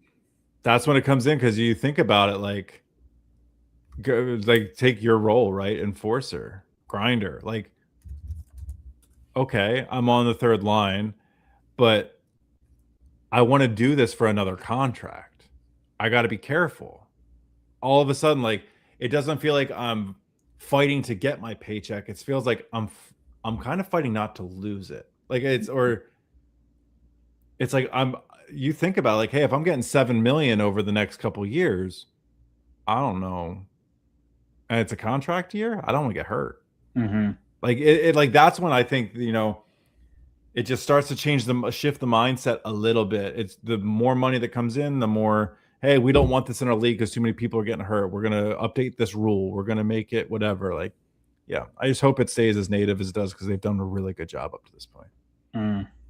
He's bringing it back out of his walk of shame stories to some hockey. I posted a U15 spring camp where a kid started fighting with a ref here in Illinois. Too many people take spring way too seriously, like they're going to get a scholarship. Yeah, it's the kids. You just kind of have to play year round now, or you get left behind. That's what happened to basketball, AAU. Ben knows that very well. He played that whole circuit. People just start to play year round, and that's how you get ahead. But if you don't have your head on right and you're not doing it for the right reasons, man, you are gonna burn the fuck out. Man, I wish kids just love to play. It became it's with anything. It starts to come to the parents, right? So it's probably a bunch of parents that have gone through the system, gone through the things, and understand, okay, now I've collected data. I understand what I can do to help my kid have the best chance to make it. And it started the trend of year round, multiple teams. Hey, maybe you don't play for your school team. Maybe you'll just go play AAU. Maybe you'll get travel. Maybe you'll do the summer camps. Maybe you won't do this. You won't play baseball anymore. And it probably worked for a little bit, but what you've noticed is it's lost a lot of love of the game players. It's become, how do I manipulate the system to give myself the best chance, instead of like, maybe this is just a Philly in me, but like, I honestly don't care how good you are. How much do you love it and want it? That's who I want to root for. That's who I want. I don't care if we didn't win the championship for the next 100 years.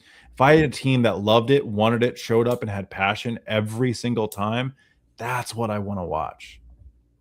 That's what they want back here in Owen Sound. We had that for a while. We were known, you're the small CHL market. You ain't going to win much, but fuck me, you better be playing hard. That's what we were known for, and it's gotten away from that.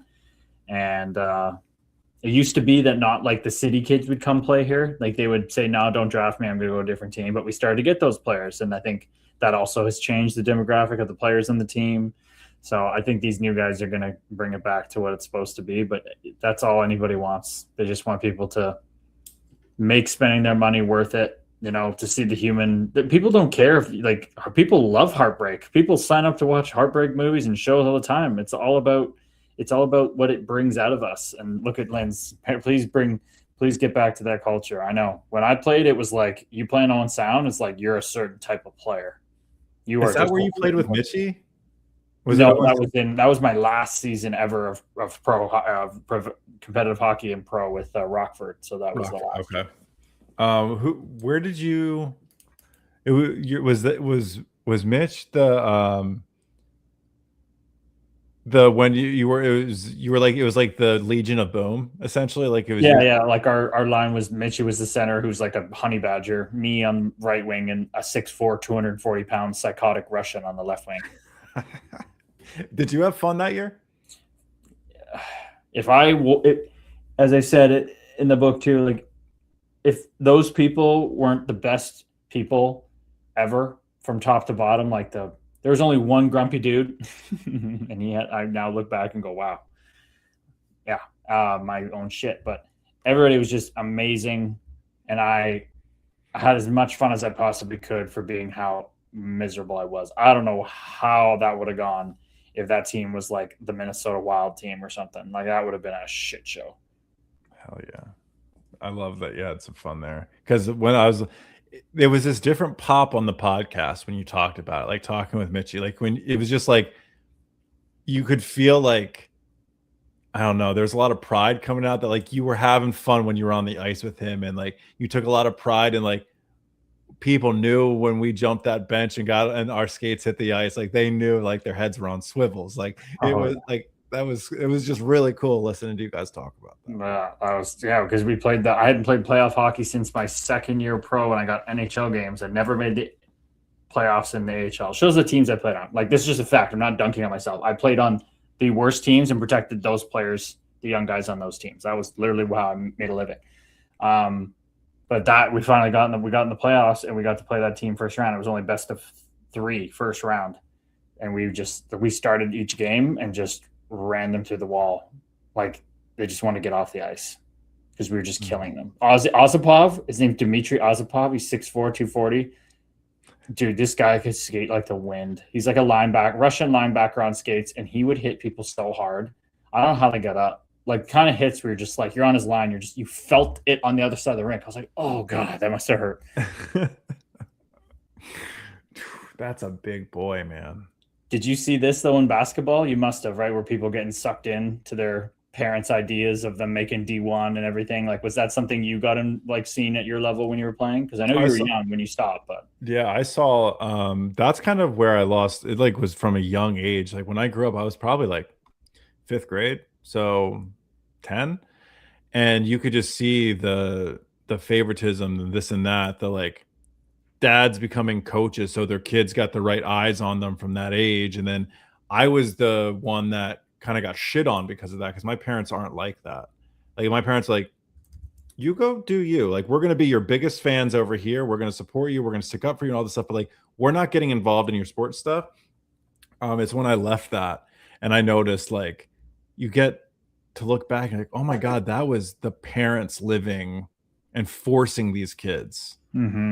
Like the kids didn't want it, and the kids were assholes because of it. Like, and once again, the kids that were bullying me and all that stuff, I went on to then grow 8 inches in a summer. I went from like 5'3" to 6'1", and I was then playing on a team against them. And thank you for all the fundamentals your team taught me, because I was able to then come back and play better than them and do that kind of shit. But like, you notice it at a young age, like it's icky, man. It's not like, you notice really quick when it's not about sports. It's about parents and agendas and politics. look at this. Tammy Lynn. Namaste, Tammy Lynn. I don't think we've seen you around these parts before. Thank you for chiming in from X. We don't get a lot of people chiming in from X. Same. My kid just got cut from AA because I said they were all going to be playing beer league together in a few years. So you're basically, I'm reading that correctly, is basically like they're all like really going hard at hockey. And the fact that you said that at AA, which Ben, most people playing AA are going to be playing beer league in a few years. That's where I was destined for. And then I had my crazy journey out of AA. This is true. So you saying that got your kid cut basically because they see it. I was like, oh, they're not invested. They're not all in. They're not like, wow. If that's actually what happened, wow. That sucks, man. All unrealistic. Yeah, so this. There's a guy. Oh, I can't remember his name. He's like a guy who wrote a book, but he was on the Lewis Howes podcast, and he made this not bold claim, but I totally agree. He's basically just like competitive sports is like gotten out of control. He's like there should clearly be in school the non-competitive division and the competitive division, and you sign up for one or the other for 99% of society to play the non-competitive and relax and enjoy life and learn that you are worthy, whether you are the bench warmer. Shouldn't be one in non-competitive, but you are worthy on a team. It should teach values. It should teach how to integrate society. It doesn't need to be just the blood sport, and I couldn't agree more with that. And people are like, oh, that's soft. And I'm the biggest person ever to say it taught me so much, competitive sports, and this cutthroat. And it's like, yeah, but you don't need that to learn things.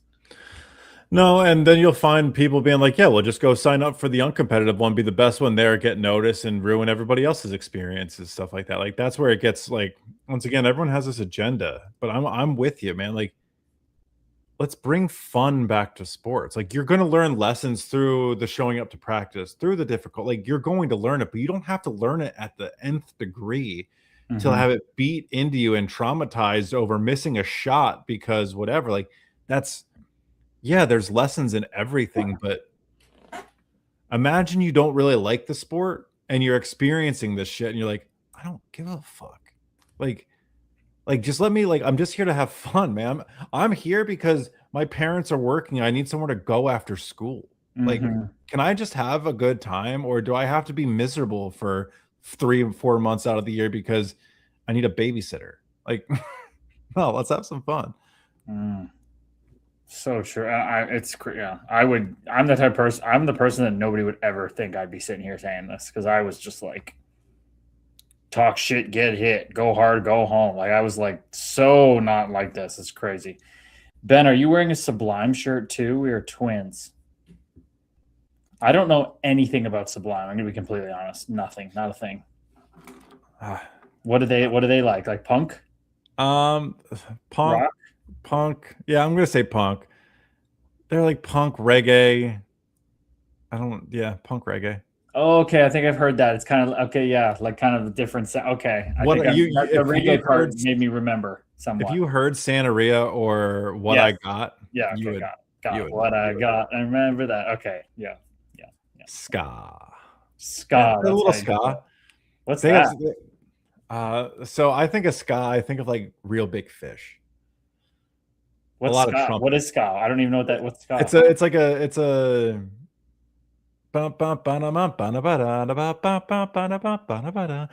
that like da da. You ever play like Tony Hawk? Oh fuck That yeah, I did. that's Oh yeah, ska. That's ska. ska. It's a So ska she's playlist. yeah, put in if you play Real Big Fish, you'll know exactly what I'm talking about. Real Big Fish is the name of the song. REEL or Mighty Mighty Boss Tones. That's a great one, Dana.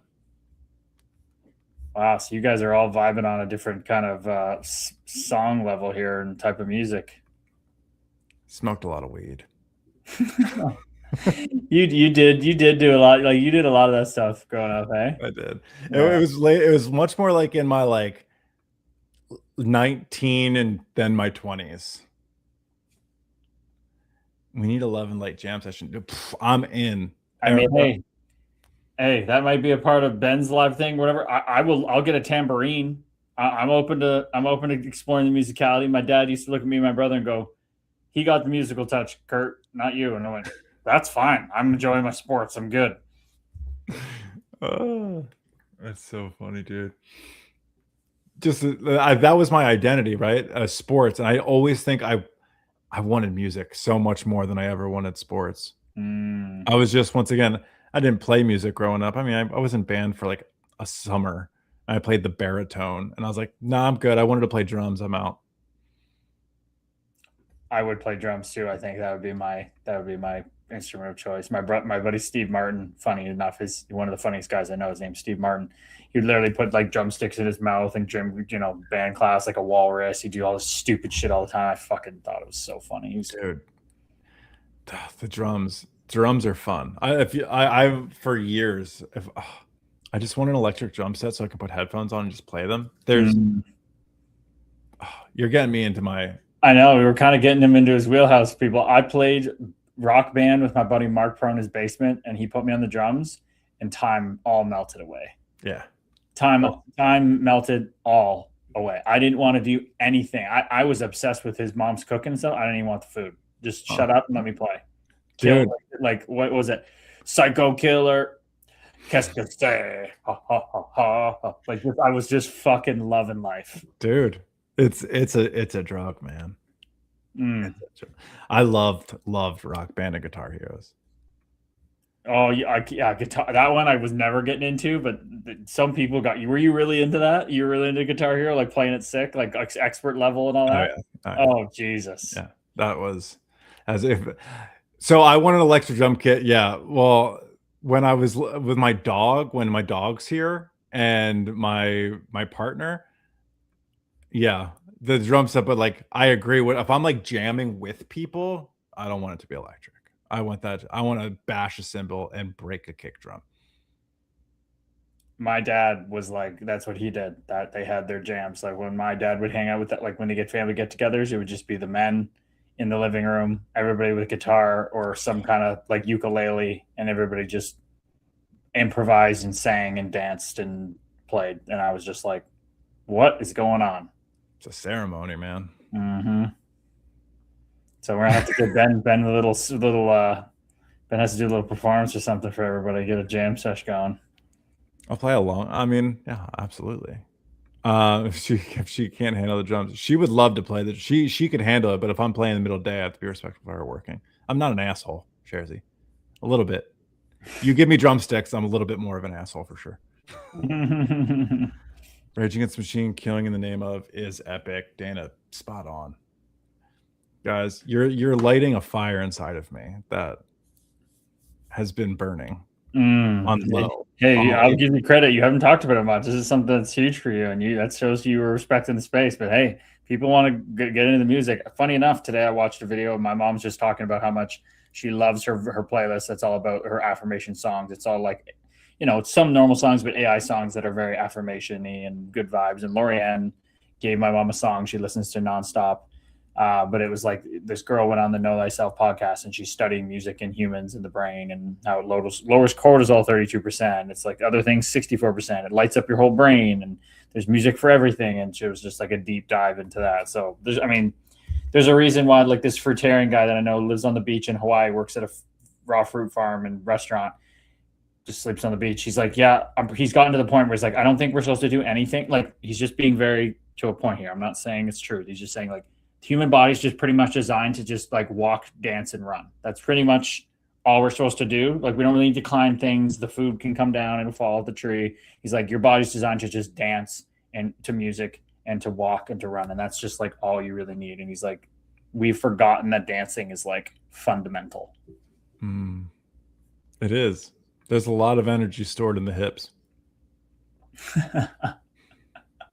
There is, man.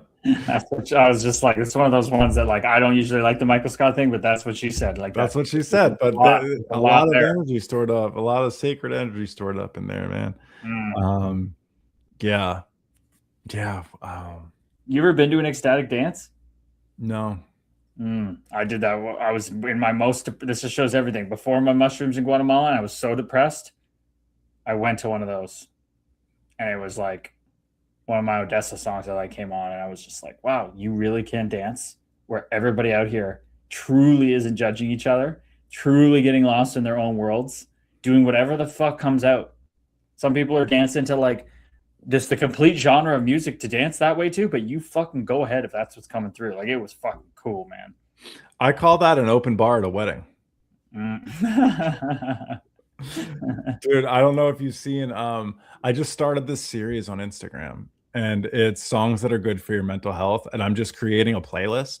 And I have like 20 some songs on now, but like I just keep adding songs. I'm just making videos. I'm like songs that are good for your mental health, and I go into like why and stuff like that.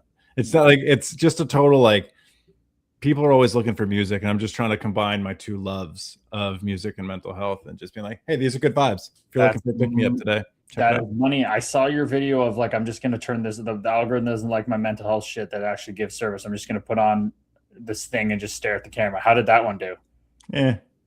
Not much. Okay, but now you're. I had somebody reach out and say like, hey, you need to do this. You need to do this. I gained 20,000 followers on my first 35 videos, this and that. You're doing it wrong. And then he ended up being really, really nice. But then I looked at his videos. He's got like 500 videos, has the same exact amount that he started with at that video. I was like, dude, you hit it. That's awesome. Like, that's so cool. But he was even saying the same thing. He's like, mental health just doesn't hit. And I go, that's okay. That's okay. It's going to find the people that are on there for it, kind of thing. How the fuck did I end up here? So yeah, that's a great way to do it for mental health. Put it with music, something you both love. That's fucking great, man. That's following excitement. What did Erica say? Everywhere with me can be an ecstatic dance time. I love it, but yes, with the energy of others is so beautiful, connecting together. There's energy, man, when you can share that with others, and it's a lot of love. It's a lot of expression. I know that's something I'm working on, and I said it to my partner. I'm looking to become more comfortable expressing how I truly think, feel, and act, not so controlled.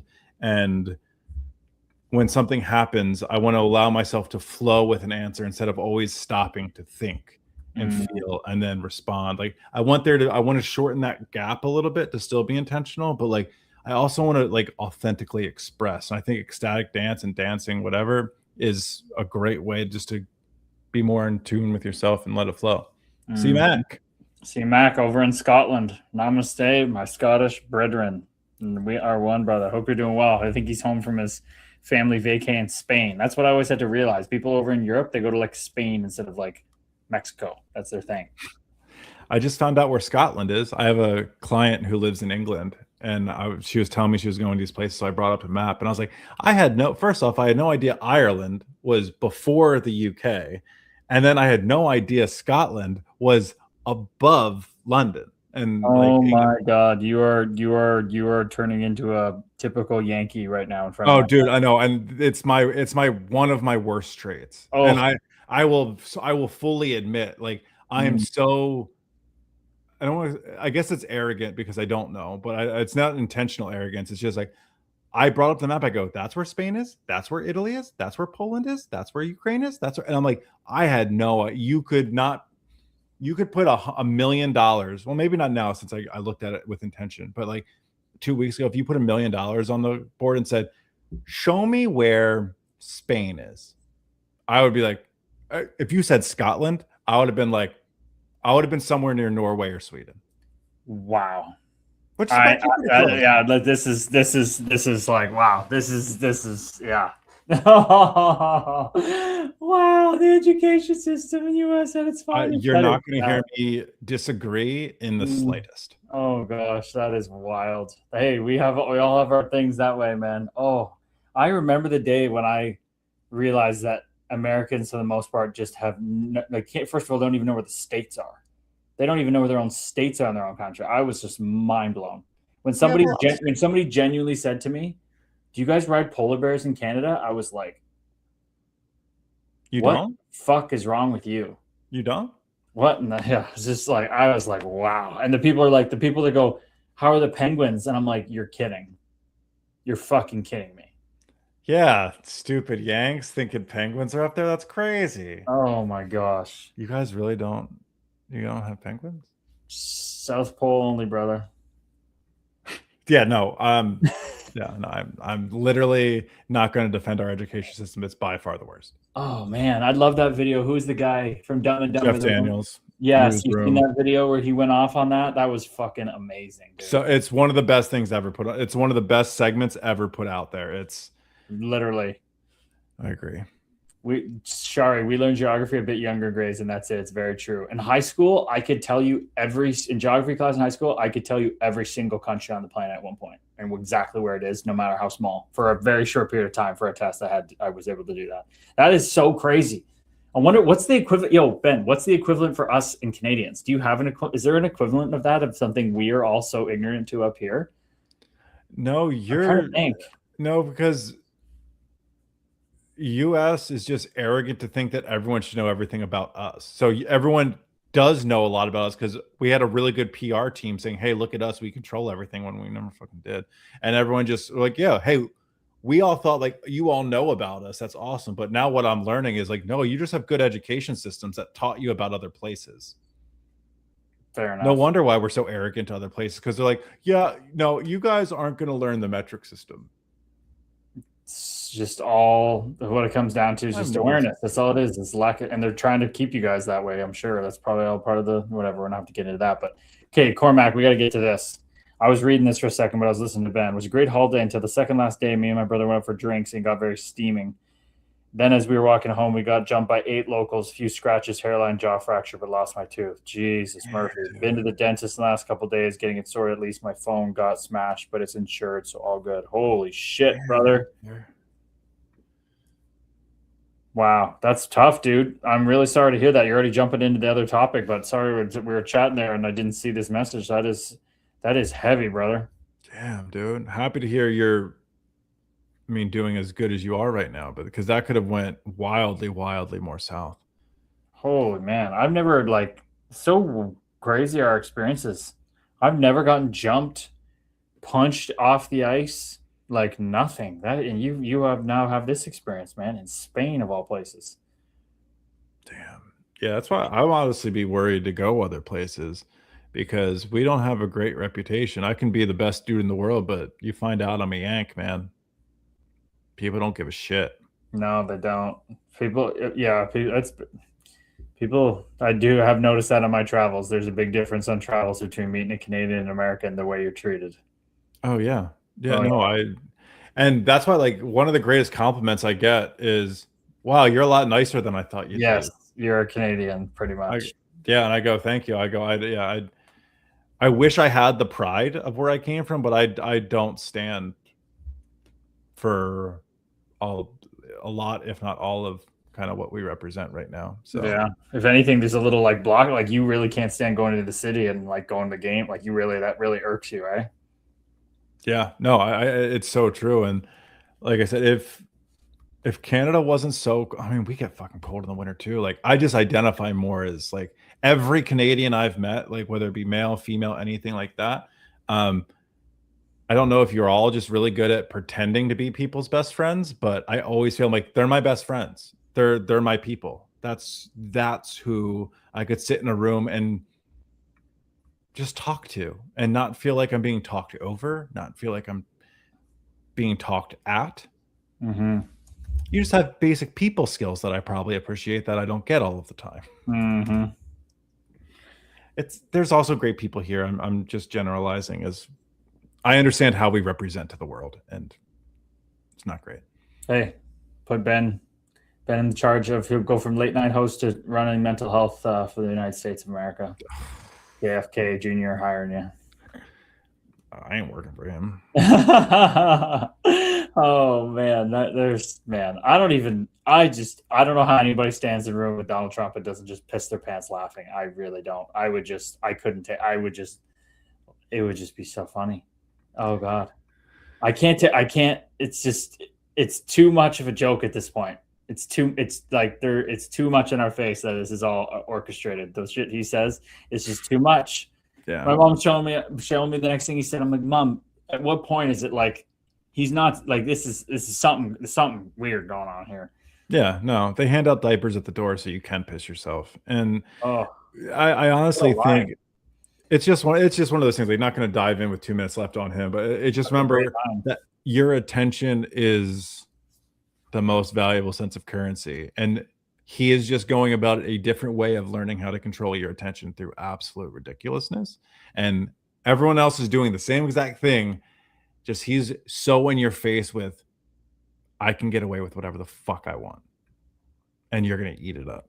And you're going to make content about it, and you're going to get mad, and it's going to perpetuate, and it just keeps going. Yep. Absolutely.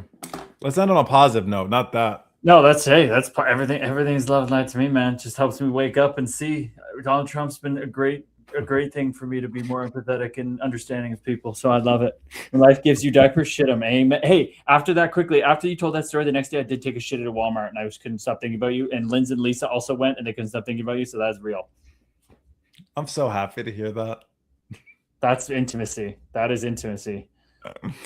All right, people, they're helping shut down. Nighty night, everybody. Thank you so much for a lovely stream. I know we didn't do it for 2 days, but it's like we're back like we never left. And I appreciate you. Love having Cam back. You got anything for the people, Ben? As always, man, just sending love, light. I appreciate you all for allowing me to be in the space, sharing the space. And Gabes, I appreciate you, man. Thank you for allowing me to be here and share the room with you. Amen, brother. And Carcillo had some stuff come up, so he's not even doing tomorrow. But I got Volpatti Thursday, but we'll be talking. We'll be setting up a call, I'm sure. But appreciate you, everybody. Have a wonderful night. Take it out with some tunes. Maybe I should put on some Real Big Fish beer song. That's what I see here, so I'm going to play it.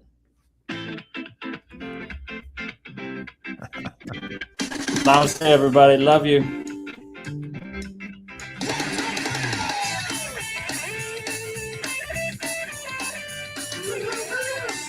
Woo-hoo-hoo.